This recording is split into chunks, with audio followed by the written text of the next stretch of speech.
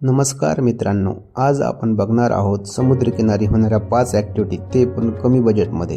फक्त आणि फक्त 900 रुपयामध्ये समुद्रकिनारी 5 ॲक्टिव्हिटी आपल्याला करता येतात.